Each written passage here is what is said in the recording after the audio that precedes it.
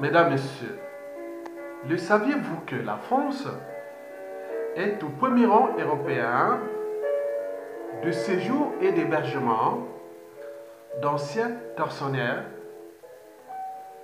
au service des régimes France-Afrique? Il faut vous le rappeler que la France-Afrique est déjà liberticide, antidémocratique, antisociale et criminogène. Et vous imaginez les conséquences. Et d'ailleurs, en 2010, il y avait eu une polémique ici où les armées de ces dictateurs France-Afrique étaient venus défiler au 14 juillet 2010 ici en France, sous l'avenue des Champs-Élysées là à côté. Vous imaginez? Et pour donner un exemple simple, c'est une femme qui avait rencontré un homme venu d'Afrique francophone, et quand l'homme là dormait, il n'arrêtait pas de crier tue-le, tue-le, tue-le, tue-le. Et la femme s'en est rendue compte et a dit non, mais il y a un souci. Pourquoi vous répétez tue-le, tue-le, tue-le, tue-le? Donc après enquête, elle s'était rendu compte que cet homme a commandité des assassins, des assassinats et autres. Donc c'était un assassin qui était là. Mais il y en a beaucoup ici. C'est la promotion de la France-Afrique. Beaucoup sont là pour menacer les activistes qui luttent pour la liberté, la dignité de leur peuple là-bas, la sortie de l'état de crise de France-Afrique. Mais ces gens-là, c'est des malades mentaux qui sont parmi nous. Mesdames, Messieurs, la France est aussi au premier rang européen d'hébergement, de séjour des victimes de ces régimes tyranniques que la France tient là-bas pour son rang mondial. Et donc, parmi ces victimes, beaucoup, 10% se retrouvent dans les hôpitaux et sont psychiatriques, c'est-à-dire au service de la collectivité. Et 30% sont en prison, dans les prisons françaises, où certains sont complètement dérangés. Ils apportent la violence. Et parce qu'ils n'ont pas de normes sociales, ils n'ont aucun repère moral. Donc, c'est des gens qui sont irraisonnables, ils n'ont même pas de sentiments, ils sont parfois même pas conscients, et nous connaissons les conséquences. N'oublions pas que 60% sont de la nature en France, ils sont parmi nous. Ils se retrouvent parfois dans les mosquées, d'autres dans les églises, comme celle-là qui disait dans la rue, Dieu est grand. Ah, Dieu est grand. Mais oh, la femme a dit non, si Dieu est grand, mais vous êtes aussi grande, madame. Dieu est grand avec sa Bible et puis ah, Dieu est grand. Et il y a un autre qui a dit oui, mais si Dieu est grand et sacré, mais vous êtes aussi sacré, madame. On voyait que c'était malade. Et une autre qui avait poursuivi, une autre là vers la porte d'Orléans, l'a poursuivi un homme, il dit non, oui, oui, vous êtes des tueurs, vous êtes des tueurs, vous êtes tués là-bas, vous travaillez pour les blancs et autres. Donc il a vu peut-être ce visage-là que monsieur, non, mais je ne suis jamais allé en Afrique, je ne suis pas africain. Je viens des Amériques. Bon, donc pour elle, elle pensait que c'est des tortionnaires, c'est des gens. Donc vous voyez la mémoire. Donc nous avions beaucoup de malades mentaux africains ici, en Occident, européens et nord-américains, c'est-à-dire Canada et États-Unis. C'est ce que je vais vous expliquer. Mesdames, Messieurs, je veux parler de l'épidémie des malades mentaux africains en Europe, expliquer sans tabou. Mesdames, Messieurs, de plus en plus d'Africains sont internés dans des centres psychiatriques ou hôpitaux psychiatriques. Certains, beaucoup sont en prison.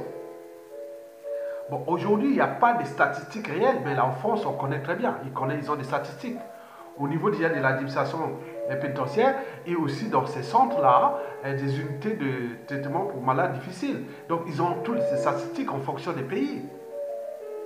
Et donc on voit qu'il y en a beaucoup. Alors, pourquoi cette épidémie des malades mentaux africains en Europe ou en Occident, c'est-à-dire nord-américains et ouest-européens? Mesdames et messieurs, eh bien oui, la plupart de ces gens ont subi certainement des violences. Ils n'ont pas connu une société qui est aujourd'hui africaine, surtout à l'échelle France-Afrique. Il n'y a plus de repères moraux ni de normes sociales. Tout est à plat, tout est abîmé, mesdames, messieurs. Mais savez-vous que les malades mentaux sont universels? On les rencontre partout, dans toutes les races, les couches sociales confondues, du clochard au milliardaire. Oui, ces gens-là, qu'on appelle les fous, des névrosés, des malades mentaux, on les rencontre chez les Blancs, chez les Noirs, chez les Asiatiques, chez les Indiens, chez les Arabes, partout, dans toutes les races, couches sociales confondues, du clochard au milliardaire.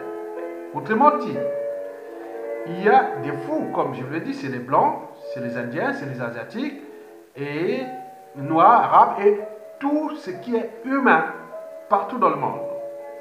Et même les animaux, oui, les animaux peuvent aussi avoir des maladies mentales. Et oui, c'est-à-dire ils peuvent perdre un câble, un nerf. Vous avez le cas des animaux domestiques. Il y a des chiens qui ont mordu, qui ont pété un câble. Les chiens, on voit régulièrement. Et même des chats. Un chat qui a... il a griffé, mordu ça pour le détacher. Il a pété un câble, le chat. Donc ce n'est pas que seulement les humains, mais aussi les animaux. Donc, pourvu d'avoir un cerveau.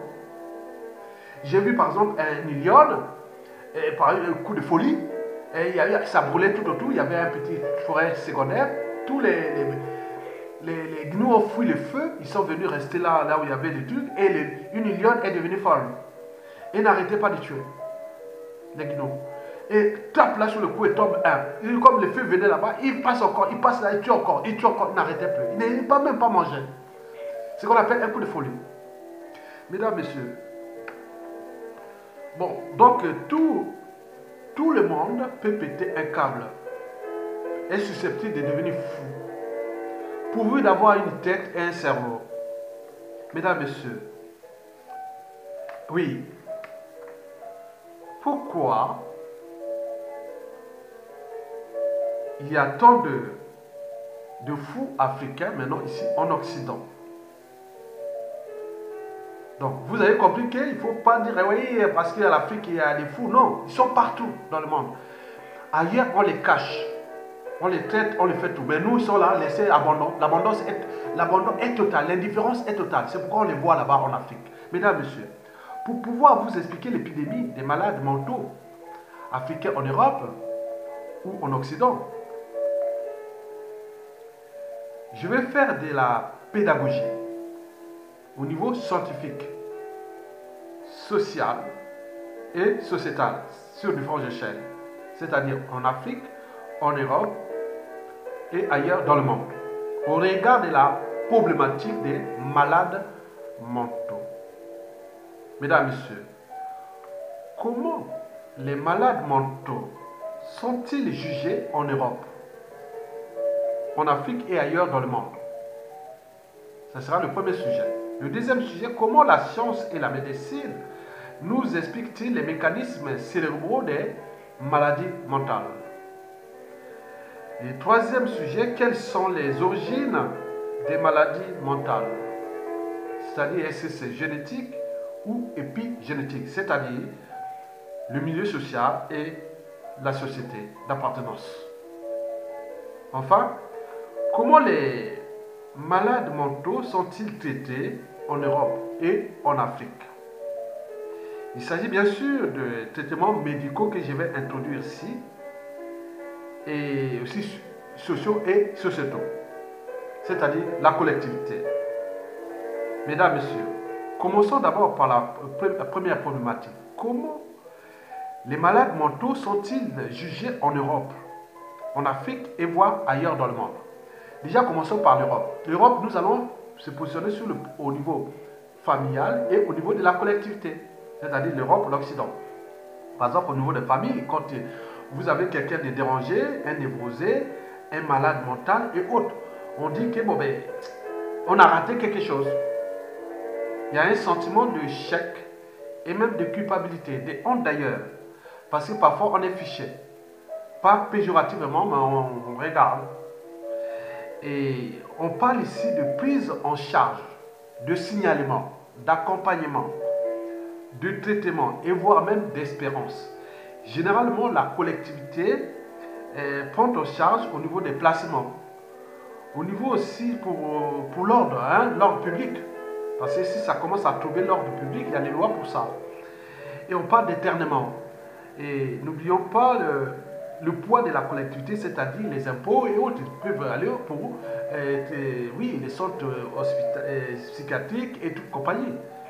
Mais le jugement aussi de ces malades mentaux en Europe, en Occident, il est aussi judiciaire et voire pénal, parce qu'ici, bon, ben, on parle de troubles à l'ordre public, le problème des nuisances. N'oublions pas, s'il arrive des problèmes de coups et blessures volontaires, vous voyez déjà ça, déjà la violence ici arrive. Bon, ben. Donc, il faut dire par exemple que les cas d'homicide, parce que les gens souvent dérangés ou névrosés, les fous, certains fous, peuvent tuer. Et donc, il y a des homicides involontaires comme les meurtres ou même volontaires assassinats. Et à ce moment-là, la justice ici, le code pénal rentre ici, on va mettre des experts, par exemple les psychologues ou les psychiatres pour expertiser la personne. Est-ce qu'au moment qu'il était en train de commettre cet acte, était-il responsable ou non? Était-il conscient de ses actes? Donc, ici, bon, ben, on parle bien sûr du discernement. Donc, si la personne est responsable par rapport à l'étude, l'expertise psychiatrique et psychologique, à ce moment-là, s'il a commis un meurtre ou un assassinat, ou a fait un vol ou autre, on l'envoie directement en prison. Mais si on se rend compte qu'il n'était pas responsable, il n'est pas conscient de ce qu'il a fait, à ce moment, on vous envoie dans un centre psychiatrique ou hôpital psychiatrique et vous allez recevoir le traitement. Et souvent, les personnes peuvent rester toute leur vie là-bas. En Afrique, c'est différent. En Afrique, quand vous êtes fou, vous êtes névrosé ou tout ce qui est de la folie, c'est souvent l'abandon. On vous abandonne. On se moque de vous. Et on parle de malédiction, que c'est une malédiction. On parle de sorcellerie.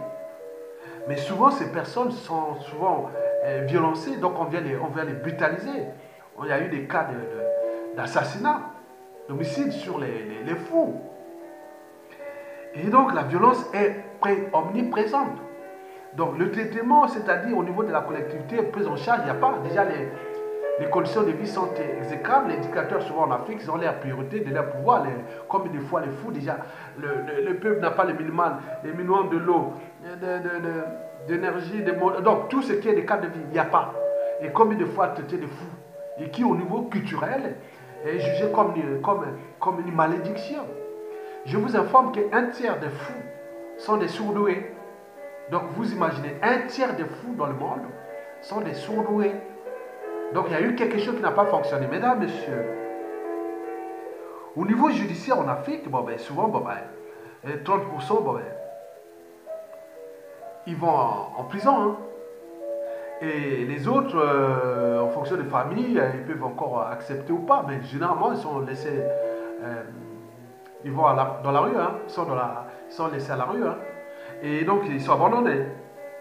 Et donc, parce qu'on interprète ça beaucoup de choses que je vais vous expliquer. Par exemple, dans l'hindouisme, et même dans certaines sociétés animistes, on dit que, bon, par exemple, un fou, c'est-à-dire, bon, quelque part, c'est quelqu'un qui avait commis des crimes dans sa vie antérieure. Et donc, quand il meurt, il passe le purgatoire. Le purgatoire, c'est le dernier jugement, où là, vous allez dans l'enfer ou au paradis. Et donc, dans la réincarnation, parfois, ces esprits, parce que le corps, c'est l'âme et le corps et l'âme, c'est l'esprit. Donc, l'esprit, c'est le corps et l'âme. Donc, l'âme et le corps, et l'âme et l'esprit, il peut se réincarner, c'est une autre personne, parce que vous avez commis trop de crimes, et donc, ça réincarne dans un autre, donc, on vous rend fou. Et donc, dans la folie que vous êtes, si vous n'avez pas commis encore d'autres crimes, et à ce moment-là, quand vous allez mourir, et vous allez être maintenant au paradis. Parce que vous avez fait, donc, vous avez commis des crimes en ce moment, vous allez mourir, vous allez passer au purgatoire, c'est-à-dire le dernier jugement. Et à ce moment, d'autres qui vont au paradis et vous allez en enfer. Mais votre esprit, tellement qu'il est mauvais, parfois on ne veut pas, on vous fait réincarner dans un membre de la famille ou autre. Et donc vous devenez fou. Et comme vous êtes dans la folie, vous n'avez pas commis des crimes. Et donc, quand vous allez mourir, donc tout est purifié. Donc, vous allez revenir. Donc, on appelle ça le cycle de vie du mal. Mesdames, Messieurs, comment la science et la médecine nous expliquent tels les mécanismes cérébraux des maladies mentales. Donc, vous allez rentrer de votre plein gré au cœur des neurosciences, de la neurophysiologie, de la neurobiologie, de la neurologie, de la psychologie et de la psychanalyse. N'oublions pas la psychiatrie et les sciences humaines. Mesdames, Messieurs, telles que la sociologie et tout compagnie. Mesdames, Messieurs, si vous avez quelqu'un dans votre famille qui est dérangé, ou même on parle de névrosé, souvent on dit de fou. Nous, on lingala, on dit liboma, abela liboma. Moi, je suis ana liboma. Mobile wana ana liboma. Liboma, chez nous, c'est la folie. Donc, on dit c'est péjoratif, c'est terrible. Quand on dit ana liboma, mobile wana ana liboma. Ana liboma. Moi, je suis wana. Non, c'est dangereux. Liboma, c'est la folie en lingala, au Congo, Brazzaville, Kinshasa. Donc, ça craint.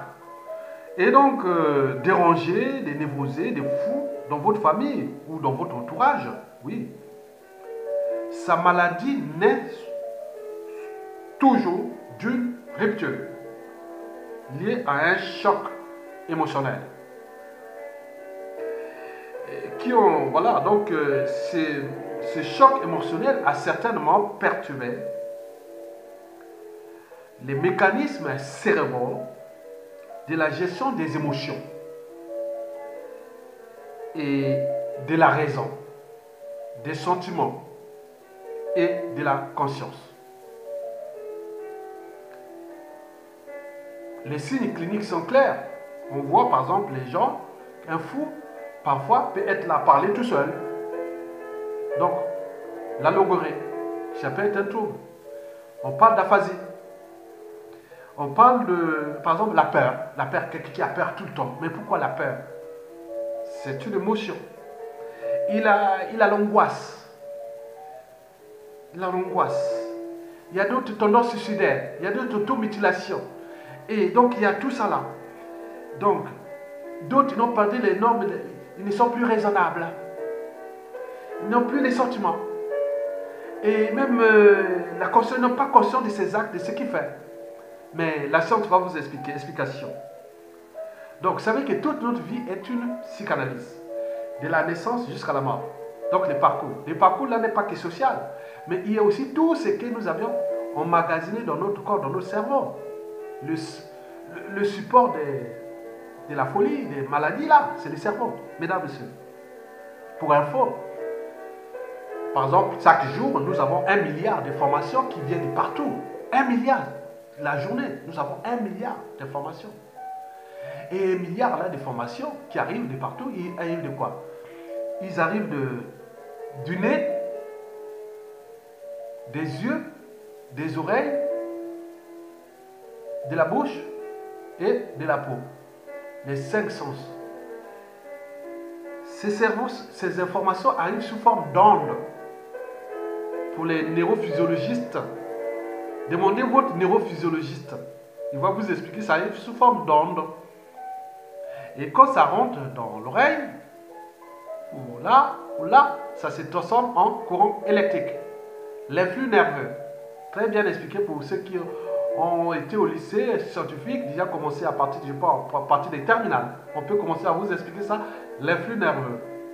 Bon, donc, pour plus d'informations, demandez votre neurophysiologiste ou neurobiologiste ou neuroscientifique. Il peut vous expliquer ça, c'est tout simple.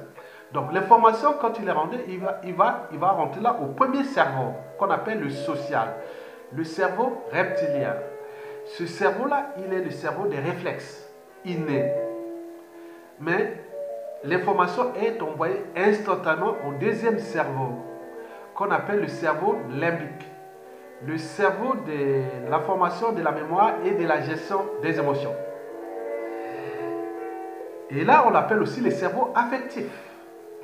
Ce cerveau-là, le premier et le deuxième là, occupent un dixième de la masse encéphalique totale. Les 9 dixièmes, c'est le plus gros là. Le cortex, le cerveau là. Celui qui me permet de parler, de réfléchir, celui-là. Je vais arriver. Donc, le deuxième cerveau affectif va traduire ça en émotion. Et nous en avons au moins une cinquantaine de palettes d'émotions. Donc, quand on voit que l'individu a peur, le fou a peur, il a l'angoisse, peut-être qu'il a subi un choc, et il a été choqué par ce choc émotionnel qui a perturbé ses mécanismes de gestion des émotions au niveau de la peur. Il peut créer l'angoisse, le dégoût. Il y a d'autres la joie, il y a d'autres qui sont là que pour rigoler. Il y a d'autres qui, vraiment, ils passent dans l'agressivité, la violence et tout compagnie. Tout ça, c'est des palettes d'émotions. Donc, l'information qui est venue des 5 sens, depuis le jeune âge, depuis bébé jusqu'à la mort, tout ça est envoyé au deuxième cerveau, le cerveau des émotions et de la formation de la mémoire. Et dans la mémoire, il y a deux centres. Il y a le centre hippocampe pour la mémoire longue et l'amygdale pour la mémoire courte. Mais tous ces centres sont liés aussi au système endocrinien. C'est lui qui gère toutes nos fonctions végétatives. Par exemple, pour dormir, on n'a pas besoin de... Pour dormir, on peut dormir et respirer et digérer. Et tout ça, c'est dans ce deuxième cerveau-là. Et donc, ce centre-là est au cœur de la mémoire et de la gestion des émotions. Et nous avons une grande palette d'émotions, énorme. Par exemple, si les bébés pleurent si facilement parce qu'ils sont petits, leur cerveau est en construction mentale et donc ils ne savent pas gérer leurs émotions. Donc, ils pleurent facilement. Donc, les personnes qui sont fous malades, qui pleurent aussi facilement parce que leur cerveau a été perturbé et qu'ils ne savent plus gérer ses émotions. Par exemple, pleurer. Ou la peur. Donc, vous avez compris. Donc, ça, c'est les subconscients ou le cerveau affectif. Donc la vie n'est pas que sociale au niveau cérébral, mais aussi pas seulement affectif, mais la vie est aussi sentiment. Et là, nous montre au troisième cerveau, troisième étage, le plus gros, là, celui-là. Quand vous faites le couple de cerveau, le plus gros, 9 dixièmes de notre masse encéphalique, ce qui est dans notre boîte crânienne. Donc, ce cerveau-là est celui de la raison. Il est celui des sentiments. Il est celui de la conscience. On est conscient de ses actes, habitudes et comportements. Mais quand les liens entre les émotions et la raison, les sentiments et la conscience sont perturbés, donc ça peut créer là-bas pour un neurophysiologiste ou neurobiologiste, mais pour un neurologue. Mais c'est surtout chercher comment, où est-ce que, bon, je parle de l'émotion. Donc, le monsieur, il est là, il a l'angoisse. Se fout à l'angoisse, il tombe comme ça, il a l'angoisse. Mais donc, il faut trouver d'abord l'émotion liée à l'émotion liée à l'angoisse. Et voir comment ça s'exprime au niveau de la raison, des sentiments et autres. Donc, c'est casse-tête. C'est comme un fil qui est pété là. Donc, il faut trouver comme les coupures d'électricité. Il faut trouver là où il y a eu une coupure, où il y a eu surchauffe. Donc, c'est un terrain de jeu pour neurophysiologistes, neurobiologistes, neurologues et voir les psychiatres. Donc, vous avez compris pour ça, pour ne pas aller loin. Donc, vous avez tout compris pour cette partie-là. Mesdames, Messieurs, quelles sont les origines des maladies mentales? Bon, les origines sont multiples. Je vous dis qu'à chaque fois qu'il y a quelqu'un qui est dérangé, autre, naît d'abord d'une rupture. La personne a dû subir un choc émotionnel. Souvent, c'est ça. Lié à son parcours personnel, c'est-à-dire social, individuel et tout compagnie. Mesdames, Messieurs, les origines sont multiples. Pour l'instant, on ne peut pas encore tout décrypter, mais on peut savoir les facteurs qui induisent les dérangements, la névrose et tout ce qui est lié à ces comportements et qui sont pour nous, qui ne sont pas aux normes sociales et ni au repas selon les sociétés. Ok? Très bien. Donc, Prenons le cas des deux facteurs. Le premier est génétique, c'est le sang, l'ADN. Le deuxième facteur est épigénétique, c'est-à-dire le milieu social, la société à laquelle on vit, on appartient. Commençons par la génétique. Je ne veux pas introduire trop de données, je vais aller plus simple. Vous avez par exemple pu voir des concentrations des tarés, des névrosés, des fous dans une famille ou dans une tribu. Souvent on a dit, ah là, la famille là-bas, il n'y a que des fous. Hein. Et d'autres disent, ah, la tribu là-bas, il n'y a que des tarés là-bas. Donc, et c'est bien ça. Parce que, on dit plus le lien de parenté est étroit, plus la concentration des tares ou des imitations ou autres, c'est tout concentré sur même famille ou lignée. C'est-à-dire, là on appelle on est au cœur de l'hérédité, la transmission des caractères. Vous ressemblez à votre papa ou maman, voilà, c'est la génétique. Et donc, vous pouvez voir les caractéristiques qui sont à vous, à maman ou aux grands-parents autres. Donc, ça, c'est aussi comme ça. Et donc, la transmission de ces caractères qui peuvent à l'état homozygote ou hétérozygote, à caractère récessif ou dominant. Donc, tout ça, c'est la génétique. Je ne veux pas rentrer là au cœur de la génétique. Donc, pour vous dire que, par exemple, la consanguinité, par exemple, plus le lien de parenté, il y a beaucoup d'états, il y a beaucoup d'enfants tarés, ou des fous ou autres, c'est les gens qui ont des unions consanguines. On est bien d'accord? Au niveau des facteurs épigénétiques, c'est-à-dire on sort de la génétique, on rentre maintenant des facteurs influents. Parce que les gènes, nous avions 30 000 gènes. Bon, les gènes là, pour nous, sont au niveau des chromosomes qu'on appelle les chromosomes autosomiques et des chromosomes sexuels. Donc, nous avons 23 paires de chromosomes. Et donc, il y a des chromosomes autosomiques et deux liés au sexe. Les chromosomes X et Y. X qui apporte le sexe. Donc tout ça, ces gènes et tout ça induisent des caractères et donc des comportements que nous sommes. Donc, ils induisent des comportements spécifiques qui sont chaque caractère d'un individu. C'est des comportements spécifiques. Donc ça, l'environnement extérieur induit ces mécanismes au niveau des gènes qui peut créer des mutations, des bouleversements au niveau génétique. Par exemple, quand vous voyez par exemple la dopamine, qui est l'hormone liée à la... Quand vous n'avez pas les dopamines, vous tremblez, hein, c'est la tremblante. Et là, il y a la motivation, la mémorisation au niveau du cerveau. Il fait partie des métabolismes des biocatécholamines qui commencent par la tyrosine, la dopamine, la noradrénaline qui est dans le cycle de la régulation du rythme cardiaque. Le produit final, c'est l'adrénaline, l'émotion. Donc, et que ce soit tout ça, c'est lié à des gènes. Et que ce soit les glucocorticoïdes, qu'on voit beaucoup dans la libération des glucocorticoïdes. Par exemple, les fous ils libèrent beaucoup de glucocorticoïdes. Et donc, voilà. Donc, même les minéraux corticoïdes, rarement les endorphines. Mais donc, même les ocytocines et aussi les taux parfois sont perturbés, c'est des molécules. Donc, nous là au cœur de l'endocrinologie et aussi de la biochimie. Donc, je ne vais pas rentrer là au détail. Mais j'ai donc des facteurs sociaux, environnementaux, influent sur ça pour perturber le comportement d'un individu. Et donc, parmi ces facteurs-là, c'est par exemple la perte d'un être cher. Par exemple, les chagrins d'amour. Ça peut bouleverser aussi les mentalités, habitudes et comportements d'un individu. La sociabilisation d'un individu. On parle aussi des brimades, d'humiliations répétées. Il y a certaines sociétés brimades et autres. Égards et choqués, il y a beaucoup de chocs émotionnels. Et n'oublions pas l'abandon. Oui, il faut abandonner. Il faut ridiculiser, ça perturbe tout ça. On peut intégrer ça, c'est-à-dire ces facteurs épigénétiques et la génétique plus le cerveau. On peut faire le lien. Moi, vous pouvez demander ça. On peut faire.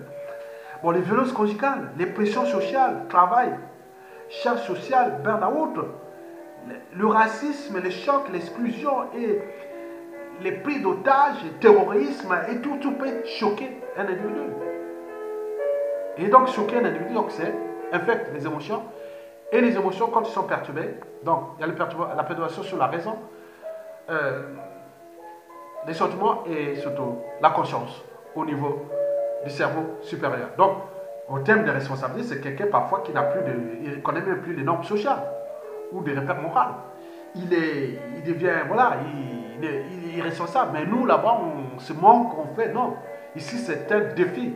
En Occident, c'est un défi scientifique, un défi social, un défi, et tous les défis du savoir et de la connaissance autour de ces maladies. Mais nous, là-bas, c'est la sorcellerie, on se moque, on brutalise, on se moque. Vous voyez déjà les niveaux, on peut voir au niveau échelle de l'évolution, des mentalités, habitudes et comportements. En réalité, en Afrique, les malades mentaux ou les maladies mentales sont comme traitées au Moyen-Âge. Donc en Afrique, quelque part, nous sommes entre le 9e et le 14e siècle. Au niveau des mortalités liées à ces problématiques de maladies mentales. Et n'oublions pas déjà tout ce qui est des libertés fondamentales. La dignité, le caractère sacré de la vie humaine, le but de la condition humaine, et tout ça, ça impacte et tout influe sur ces comportements. L'éducation, on est au cœur des relations sociales, qui parle déjà des relations familiales.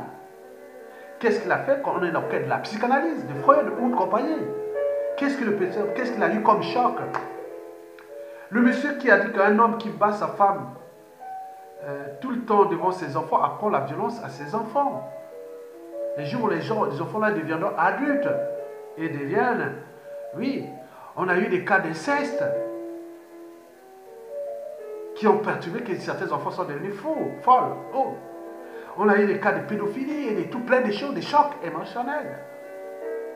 Donc, les causes qui sont des facteurs épigénétiques influencent sur les gènes qui produisent ces hormones qui agissent sur notre cerveau, qui impactent sur le premier, deuxième et troisième cerveau et le cognitif. Mesdames, messieurs, eh bien oui, en réalité, les facteurs épigénétiques influent à 90% alors que les facteurs génétiques 10%. Donc le boulot est du côté de notre société. Comment la folie, ces trucs-là sont vus en Afrique et ailleurs. Mesdames, messieurs, comment les malades mentaux sont-ils traités en Europe et en Afrique? Bon, en Europe, on parle souvent du problème de l'ordre public. On emploie la justice, la morale, et compagnie, des prises en charge, oui, par la collectivité, les impôts et tout ça, oui. On parle de signalement, d'accompagnement et surtout de traitement. On parle même d'espérance parce que toutes ces maladies-là, c'est un terrain de jeu scientifique. En étudiant, on comprend, on cherche à comprendre pourquoi. Il y a des gens qui étaient vraiment hyper fous, folles. Et après qu'ils se sont sortis, ils sont devenus normaux. Mais il y a d'autres qui sont restés à vie. Donc il faut vraiment, c'est un défi. Mais nous, on se moque. Dès qu'il y a quelqu'un qui est surdoué, qui est anormal, oh, il est fou, il est sur les chefs, on les boutade. Vous avez vu une femme au Congo-Brazzaville, ça s'est passé il y a 4 jours. La femme, elle perd la tête, elle a des problèmes de maladie d'Alzheimer. Cette femme a des problèmes de maladie d'Alzheimer. Et qu'est-ce qu'au niveau de la société, on appelait tous les enfants, même les pasteurs, les curés, tout ça, ils sont venus crier sur la femme qu'elle est folle, c'est une sorcière. Et le soir même, elle a été brutalisée. Par exemple, on l'a coupé les bras, on l'a violencée. Ça s'est passé au Congo-Brazzaville. Demandez-là, ça s'est passé la semaine dernière. Non? Non, ça s'est passé, je ne sais pas, samedi ou dimanche. À Brazzaville. Et combien d'autres cas comme ça on a fait partout? Ceux qui sont carrément assassinés. On parle de viol. Alors que parfois, quand c'est lié à les émotions, et le centre de commande des émotions, c'est le système limbique. Mais le système limbique n'est pas que sur ces problèmes de mémoire et de la gestion des émotions. Ce centre est aussi aux commandes des fonctions neurovégétatives, par exemple la sexualité. Il y a une baisse de libido totale des gens qui sont perturbés avec ces émotions au niveau de fou, des dérangés et autres. Il y a une baisse d'activité sexuelle totale. Donc il fait l'amour avec une machine. Rien du tout. Le gars, il se voit là. Donc il faut tout remettre dans l'ordre. Mais là, il y a beaucoup de viols et d'assassinats et compagnie. Donc cette femme a été... On l'a vu aussi à Wando. À 2 pas de l'Équateur, au Congo, par exemple, non, une femme qui est montée au haut de la maison, ah, c'est du sorcière, c'est une folle. Ah, voilà. Donc, arrêtez. Donc, il n'y a pas de discernement. Il n'y a rien de plus élevé dans une société que la raison. Maintenant, déjà, quand les gens n'ont pas pris, ils ne savent pas la raison et la conscience et la transmission des valeurs, et oui, mais qu'est-ce que ça peut faire aujourd'hui? Donc, vous voyez les dégâts occasionnels. Donc, être fou ou folle, non, en Afrique, c'est une punition. Mesdames et messieurs, quand on parle de traitement, oui, bien sûr, en Afrique, si on laisse, il n'y a rien. Il y a rien. S'il n'y a pas de familles qui peuvent comprendre, mais en réalité, bon, après, ils abandonnent. Hein. Ils abandonnent tout. Donc, 90% des cas, ils s'abandonnent. Et les autres, ils peuvent encore, voilà. C'est pas bon. Alors qu'ici, on peut certes les trucs difficiles qu'on ne peut plus, ils sont internés, ils restent là-bas pour protéger la société de tout ça, qui peut choquer l'air. Bon, c'est bien. Mais en réalité, il y a quelque chose qui est quand même gardé. Sans garder aussi en Occident. Mais auparavant, on faisait comme nous à l'époque. Mais ça a évolué, mesdames et messieurs. Bon, je vais parler du traitement, mais traitement médical, vu du côté psychiatrique et aussi neurologique. Bon, c'est-à-dire neurologue. Les neurologues s'occupent là, on parle de patients. Donc, ils sont malades. Des maladies mentales, oui. C'est des maladies du cerveau. Tu vois, les traitements dépendent des diagnostics, des signes cliniques. Et aussi psychologiques et psychiatriques. Et tout ce qui est lié à, parfois on étudie la psychanalyse, pour aider qu'est-ce qu'il est arrivé, pourquoi il est arrivé à ça. Donc on peut aller demander conseil, autres. Souvent les neurologues et autres, et les psychiatres, ils vont directement en traitement. Hein. Mais il faut intégrer aussi la psychologie, la psychanalyse et le social, bien sûr. Il faut savoir qu'il y a quelque chose, une rupture. La rupture est émotionnelle. Même s'il y a des facteurs génétiques et épigénétiques, mais la rupture est là. Il y a eu un choc parce que l'information arrive au niveau du centre des émotions.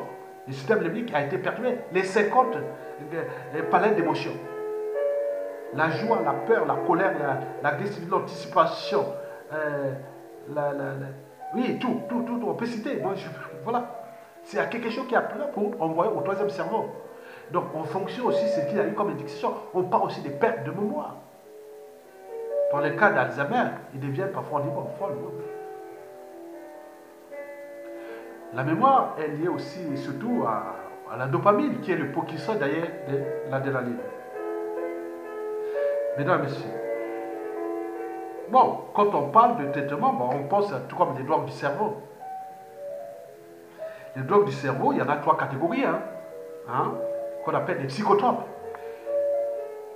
Les médicaments du cerveau pour traiter ces problèmes du cerveau, c'est calqué sur ces drogues du cerveau, comment ils agissent. Parce que dans le cerveau, il y a d'abord les stimulants. Les stimulants, comme on voit qu'ils activent le cerveau, c'est-à-dire on reste en éveil. Par exemple, le café, c'est un stimulant. Et donc, ils augmentent l'activité du cerveau. Mais quand vous avez des fous, des malades, des névrosés qui sont par exemple liés à des problèmes d'agitation, de violence et autres, donc la plupart du temps c'est des tranquillisants qu'on leur donne. Les tranquillisants c'est pour un peu tranquilliser. Hein. Et oui, parce que c'est trop. Mais si c'est la personne, elle peut arriver dans une sorte de violence terrible. Oui, violence et autres. Bon, pour les calmer, on utilise la deuxième catégorie de drogues qu'on appelle les barbituriques ou les hypnotiques. Leur rôle est d'abaisser l'activité du cerveau. Il faut baisser. L'autre, c'était accélérer, monter, l'autre, c'est baisser. Et donc, ces barbituriques, oui, comme l'alcool, tout ça, ça baisse les réflexes.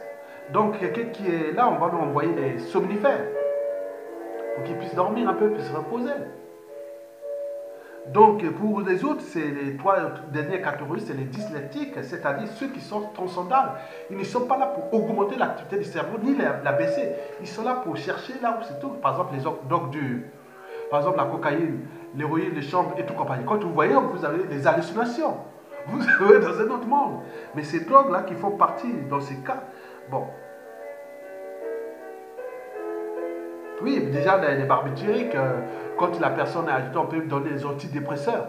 Et les antidépresseurs, attention, danger. Bon, mais déjà, pour les dysleptiques, et quand on dit, quelqu'un, c'est le cas de la folie. les fous, la folie, quand on dit la fou, il est fou. Adjuli Boma, Alain Boma, Mobal. Moi, c'est Alain Boma. Voilà, j'ai eu une folle, moi, dans ma vie, une folle. En arrivant en France, ici, j'ai eu une folle. Hein? Une vraie folle. Hein? Donc, attention. C'est chacun. Hein? Ils ont une énergie colossale et haute, donc attends, ça peut péter à tout instant. Suicide, attaque ou assassinat, tout ça, il est responsable. Il faut se barrer. Il faut faire un signalement, appeler les services, ils viennent chercher. Parce que là, ça peut se dégénérer. Un coup de couteau et autre. Non, attention. Bon, donc, les dyslexiques, c'est comme les drogues dures, les drogues dures comme la cocaïne, les chambres, tout qui est dur là. Bon, donc, ces drogues-là ne sont pas pour augmenter ni baisser l'activité du cerveau. Ils sont là pour transcender. Vous donner dans un état, des secondes états, un autre monde. Et pour rayonner du son, je n'ai jamais fumé aucune drogue dure. Jamais. J'ai fumé que les cigarettes de temps en temps. Ça, c'est la seule drogue que j'ai. Jamais. Ah, que c'est. Bon. Donc, au niveau des dyslexiques, bon, les fous, la folie, les schizophrènes, hystériques, paranoïaques, narcissiques, tous ces comportements, oui, il est fou. Ça, c'est la folie. Pour les calmer, on leur donne des neuroleptiques ou des anxiolytiques. Ils font partie de ces drogues qui ne sont pas là pour augmenter l'activité du cerveau ni baisser. Ils sont là pour chercher où est-ce que c'est, qu'est-ce qui est arrivé. On cherche comme un serpent qui cherche là pour aller trouver une souris. C'est comme ça. Ces drogues-là agissent comme ça. C'est pas comme un oiseau qui peut voler. Ou un ver de terre qui peut s'enfouir dans le sous-sol. Les vers de terre s'enfouissent dans le sous-sol parce que c'est comme les barbituriques. Comme les antidépresseurs ou les somnifères. Mais les stimulants et autres, ils sont là pour comme les oiseaux qui montent au ciel. Et là, c'est comme les serpents qui cherchent là où tout se cache. Donc souvent, il y a des problématiques de pharmacovigilance. Il faut mettre beaucoup de... Tous ceux qui font là, ils font de la pharmacovigilance. Et parce qu'il y a des problèmes d'accoutumance, c'est-à-dire des dépendances psychiques aux drogues ou d'addiction ou aux médicaments et tout compagnie. Donc, vous avez tout compris. Mesdames, Messieurs, je vous remercie.